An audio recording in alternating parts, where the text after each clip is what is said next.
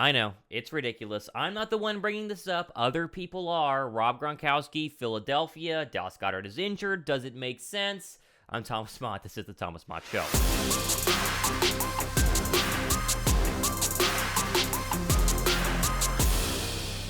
What's up, guys? Thomas Mott here. Welcome to the Thomas Mott Show on a Friday, and as we always do here, we give you guys everything happening with the Eagles and the National Football League, and sometimes I look at things that are ridiculous. And today, again, you clicked on this headline, probably very, very excited, saying, oh, Rob Gronkowski, Philadelphia, what's going on?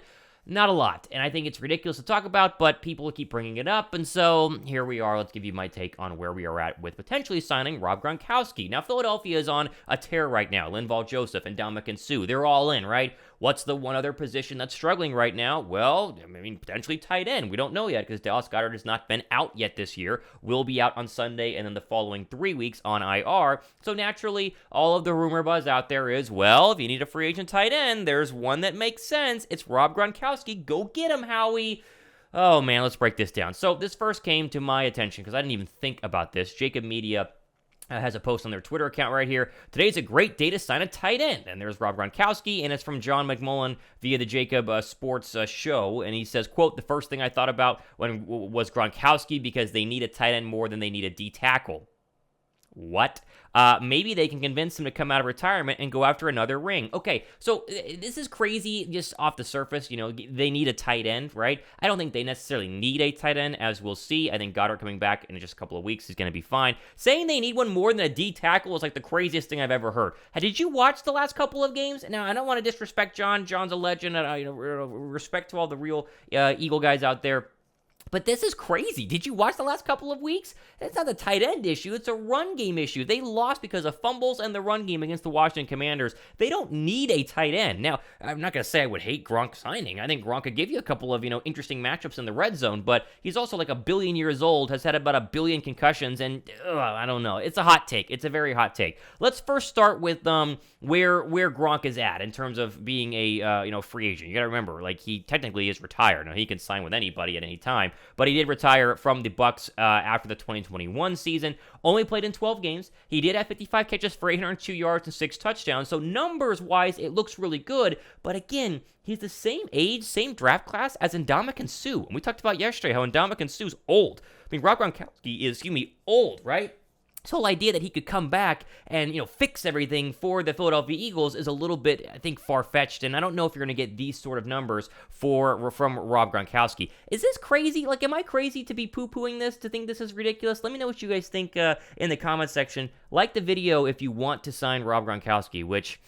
No, I don't know, man. I don't know. Now, listen, I get it. You go to the tight end depth chart here, right? You go to the tight end depth chart, you say, Thomas, they need a tight end. Dallas Goedert's on IR. Your starter is Jack Stoll. And Jack Stoll, as we've talked about in previous shows, has not done much for Philadelphia the past couple of weeks, really this entire season. But that's more to the fact that Dallas Goedert exists as a top 3 tight end in the league and not due to the fact that Jack Stoll stinks. And I think Grant Calcaterra has a very real chance, like a very, very real chance for the, to get some reps and be a good player for the Philadelphia Eagles. Now, it's not a guarantee 100% that he's going to be very productive because he is a rookie, but he was very, very good in college as a pass-catching tight end, and I think Philadelphia is going to obviously try to utilize him a lot more over the next couple of weeks with Dallas Goedert being out. But another issue here with this whole idea of, bringing back Rob Gronkowski is, do you then run more 2 tight end sets if Dallas Goedert comes back healthy in a couple of weeks? Like, it's not like Dallas Goedert's done for the year. He's just done for potentially 4 weeks, if not a little bit longer. He's on IR, so 4 weeks minimum, and then you can, pull him off or keep him on, whatever the deal is there. So I'm out on this. I think it's a little bit ridiculous and a little bit far-fetched. We need to understand one thing, right? Philadelphia is good. They are a good football team. You can only sign so many players. Now, they needed a defensive tackle. I'm not going to lie. And they got 2 of them. Obviously, Howie Roseman's willing to do whatever it takes to make sure this team has all the pieces they need to win a Super Bowl. But if you can't win a Super Bowl with this roster as currently constructed, and again, they're going to get Dallas Goedert back, then I don't know what you need. I don't know what else you have to do, right? I mean, just not meant to be if they can't win a Super Bowl with this current roster, because this roster is as stacked as they come. It's the best roster in the NFC, and you can argue, minus maybe the Chiefs, it's the best roster in the entire National Football League. Okay, quickly here, I do want to mention that the Colts game Sunday, obviously a big matchup for the Philadelphia Eagles. If they win this one, they get to 9-1. You guys can bet on this with our friends at DraftKings. There's a great link here down below in the description box. And all you got to do, bet $5 on the Eagles, get $200 back in free bets if they win. And all the details are obviously on the TFM website as we do each and every week here. So jump into the game with DraftKings and, of course, bet on the Eagles to win for a chance at $200 in free bets in addition to your winnings. Good chance, I think, Philadelphia does come out and maybe does a statement win and really kind of beats Matt Ryan and that Colts offense back a little bit. I think the Colts are riding high right now, but I think they're going to be just fine, and I would very much take this bet if you were doing DraftKings, but that's just my opinion. Up to you guys. Okay, let's go over here to the updated injury report as of Friday. Now, this will change, I think, and I think most of these players will play, but there is some injury concerns we talked about in a previous show just yesterday. Here's the update as of Friday. 2 players did not participate. That is Robert Quinn, who is a new add, and Josh Jobe, and then 13 were limited. So a lot of them with rest, and then a lot of them who are still a little bit banged up, unsure who's going to be out or who's going to play, but I'll give you a good my best guess. Now, back and rest for Robert Quinn essentially says he was designated for rest, but he also has a back injury, right? So I don't know where this came from. He's been completely irrelevant the first 3 weeks in an Eagle uniform. I think he will play. If he doesn't, it's a loss from a rotational standpoint, but not a production standpoint because he's not done a lot in terms of rushing the passer. Rest of these guys, everything I've heard is they should be good to go. This is not going to be 100% week for A.J. Brown, but he said he's going to be able to go.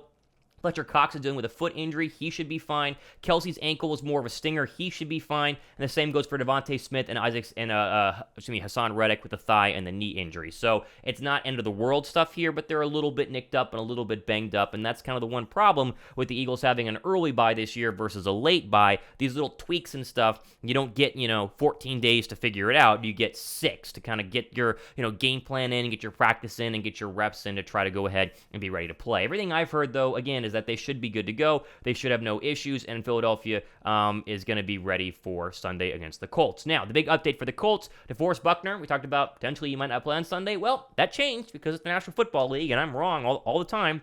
He was a DNP. He has now been upgraded to full go. That means their leading sack leader will play in this week's game. Looks like right now you get a little bit of a chance that, maybe Kwity Paye is going to miss this game in terms of one of their pass rushers, but Ryan Kelly is going to go, Yannick Ngakoue is going to go, and so very few, I should say, Colts are going to have any sort of injury designations, and the fact that Buckner is going to play is big for them, bad for the Eagles, but big for them overall.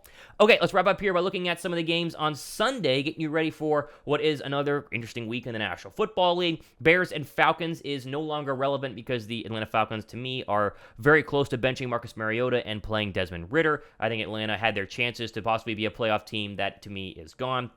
Bills, Browns, man, the idea that Buffalo's going to build a new stadium in New York without a dome, a little crazy for weekends like this. 62 inches of snow in Buffalo. They now move this to Ford Field in Detroit.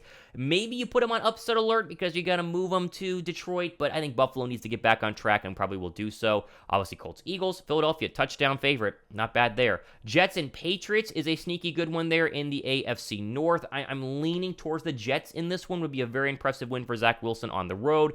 Big Ram fans, put your Ram hat on because beating the Saints, we talked about, is very important for the Eagles draft pick. I think that the Rams will finally be able to get it done. Matt Stafford expected to play in that one. Got to be Lions fans big time on Sunday. The Giants they've just been good, and I think the issue here is that the Lions defense could give up a lot of points, especially to Saquon Barkley on the ground. Giants are 3-point favorites at MetLife Stadium. A loss, though, would be huge for Philadelphia in the NFC East race hunt. Panthers and Ravens, you want the Panthers to win this one because of the draft pick if you're an Eagle fan, but overall, Baltimore 13-point favorites, massive number there at M&T Bank Stadium. Commanders and Texans, it'd be interesting to see what Heineke does following this big win. There'd be a lot of Heineke hype this week after beating Philadelphia. He's not as good as the hype is saying, but they're playing a bad football team, and so it might be easier said than done. Gotta root for the Raiders against the Broncos again for the Eagles draft pick. Raiders win, bumps them back. Saints loss, bumps Philadelphia up. And your chances for Will Anderson skyrocket, as we have talked about here on the show. This is a tough one. I was asked, would you rather have the Cowboys or Vikings lose, in this battle of two playoff teams, essentially in the NFC? I think you want to root for the Dallas Cowboys because Philadelphia has another game against Dallas for a chance to kind of beat them back a little bit. It's tough, though, because Minnesota, obviously, is right there for the 1 seed. So can they both lose? I don't know who to pick to lose here. Honestly, I have no idea who to pick to lose. I'll say we probably root for the Cowboys. I hate saying that. No, both lose. Both lose. Bengals, Steelers, not a big factor, and Chargers, Chiefs, not a big factor for Philadelphia. 49ers, Cardinals will be an interesting one overall. Got to root for the Cardinals, though, because I think San Francisco is actually a playoff team. 8-point favorites on the road. We'll see if Kyler Murray plays in Mexico City, Estadio Azteca, on Monday Night Football. All right, plenty of great stuff coming up next couple of days here. We'll obviously get you ready for a very, very good matchup against Jeff Saturday's Colts. I'm Thomas Mott. This has been the Thomas Mott Show.